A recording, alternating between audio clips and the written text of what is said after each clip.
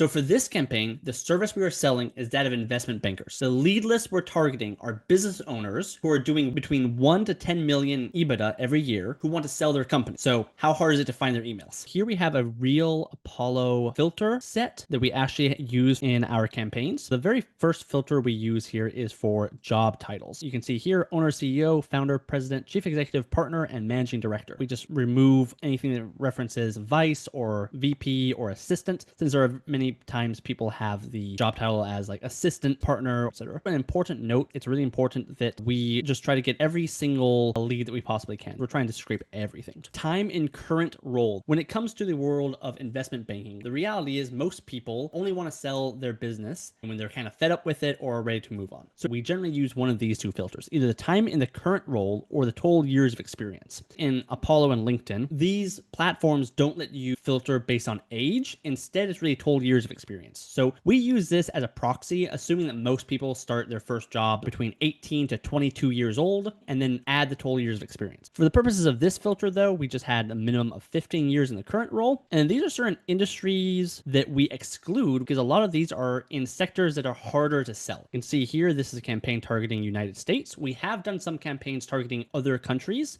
and we've actually found that the reply rate is even significantly higher for those other countries. But of course, American businesses are very attractive and it's very easy to find buyers for them. And so most of our campaigns center around that. Then the employee count, this is just up to employee range that you're targeting. Here we have 4 separate filters. Reality is we could just use a single custom filter saying a minimum of 10 to 200. That's what it really boils down to, but that's our employee count. And that is it for the filter URL that we are using. Out of that, we've gotten about 200,000 total leads. And of this, we have been able to successfully get about 150,000 verified emails. Now, important to note, this is not saying that we got 150,000 verified emails from Apollo, because Apollo's data, frankly, when it comes to emails, are not that good. So let's talk about it.